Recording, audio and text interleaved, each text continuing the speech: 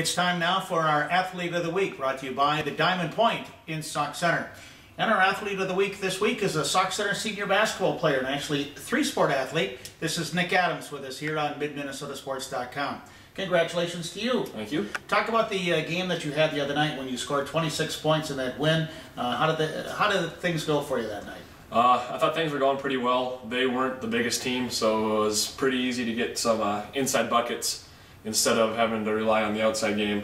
So that was an easy way to rack up some quick points. Now, I've been watching you play since, when did you first start playing basketball?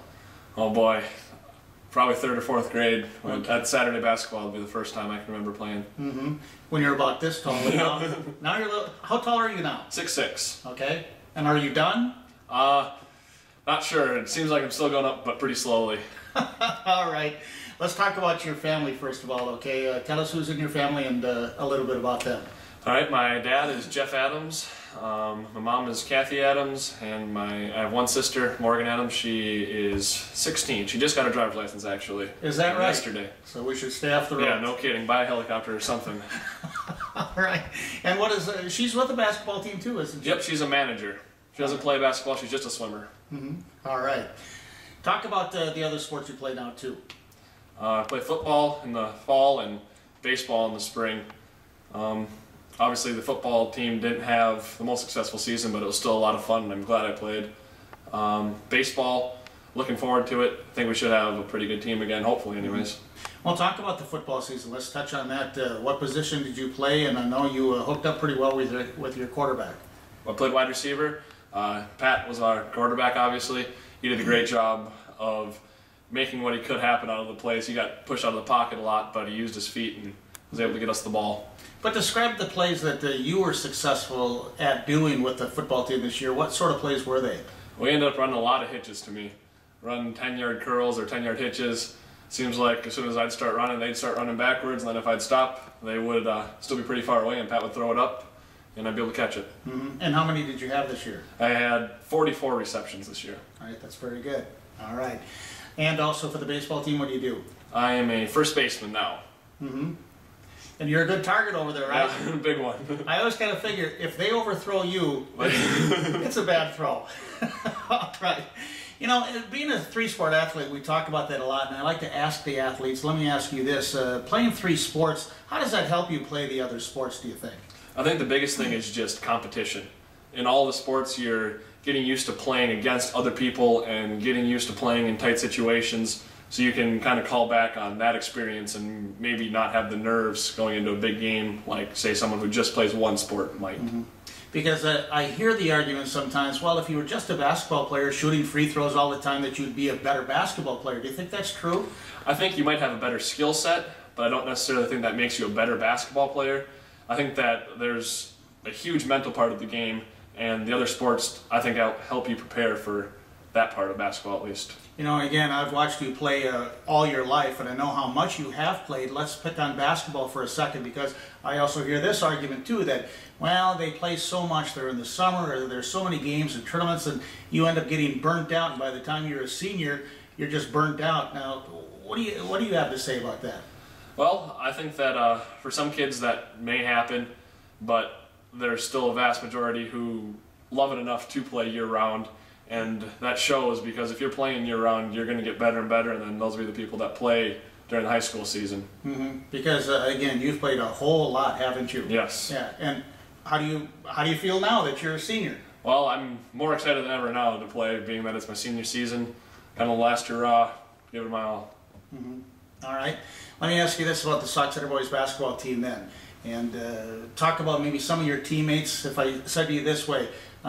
For Sauk Centre to have a successful game or a season, what has to happen out there? I think the biggest thing is we need to try to shoot the open shot more. We kind of have a tendency to drive and maybe force up some stuff when we have great shooters in Pat and Seth and Josh Boucher. All three of those guys can knock down jump shots. So if we drive and kick to them instead of driving and then forcing it up, I think we'll have a lot more successful season. And you know, you too, being a rebounder at 6'6", but you also have some help in that regard though too, don't you? Yes, Casey Weber, he's 6'5", Adam Jensen, 6'6". Both of those are thick-bodied, corn-fed men. They'll fight in there for some rebounds. And having a 6'3" point guard, that helps a lot. Josh Boucher can jump. He'll jump like a kangaroo. He'll jump right out of the gym. So. But you know, one guy you haven't mentioned and talked about his game is Austin Landcamer. Austin Landcamer, he slashes hard. He's a thick body. He's not the tallest kid, but he's another one that'll jump out of the gym and pull down a board. And once he has the ball, you're not going to take it from him. Well, you need that good combination and that good complement to you too to have some beef in there, and a little more muscle, right? Absolutely, absolutely. Having Jensen and Weber allow me to maybe not take their ox and get in full trouble and let those two bang around with them for a while. Talk about your game too. Again, you had 26 points in your first game. I don't know what you're going to average this year. I guess it remains to be seen. But what type of a player are you? As we look at you and say you're a post player, do you consider yourself just a post player and a back to the basket type player? I actually said that's probably my weakest part of my game is my back to the basket. I like to get the ball on the high post and the elbow a lot more and drive to the basket and then stopping maybe there and doing a spin move or two to a pump fake to score instead of just getting the ball in the block. You know, you were touching on too how many players today I see, they love to drive to the basket or take the 3-point shot. You have a little different angle on it though too. You don't mind taking that 15-foot shot, right? No, I love that shot. That 3-pointer seems so far away. I like the 15-footers. They're a little easier to make. Yeah, but you don't see that too often, do you? Nope.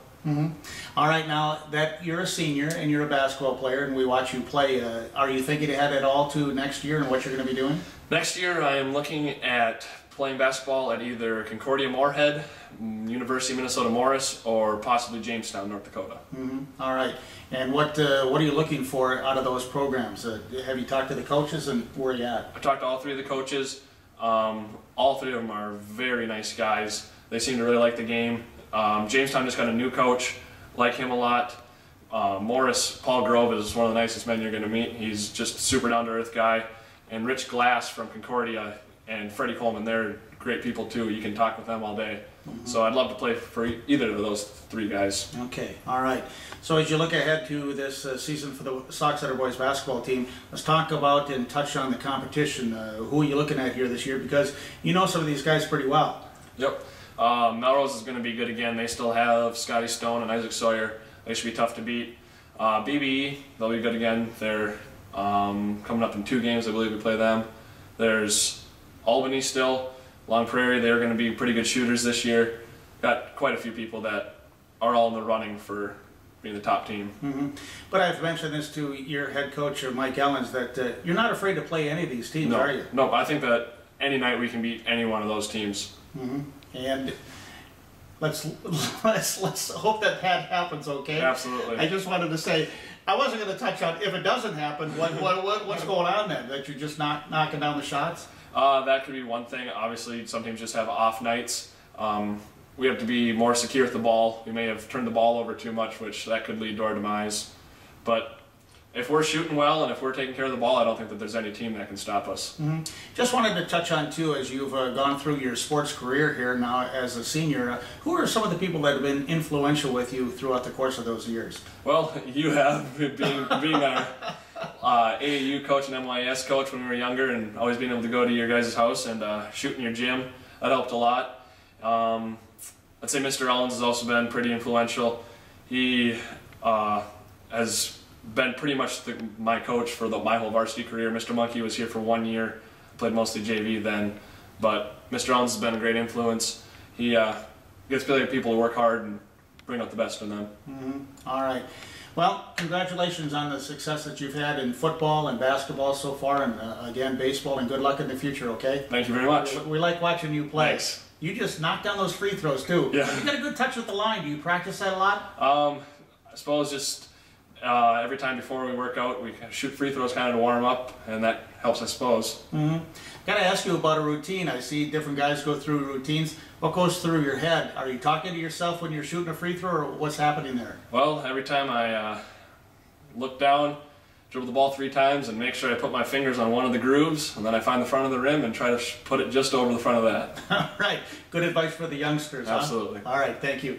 That's Nick Adams. He is our Athlete of the Week here, and it's been brought to you by Diamond Point on MIDMNSPORTS.com.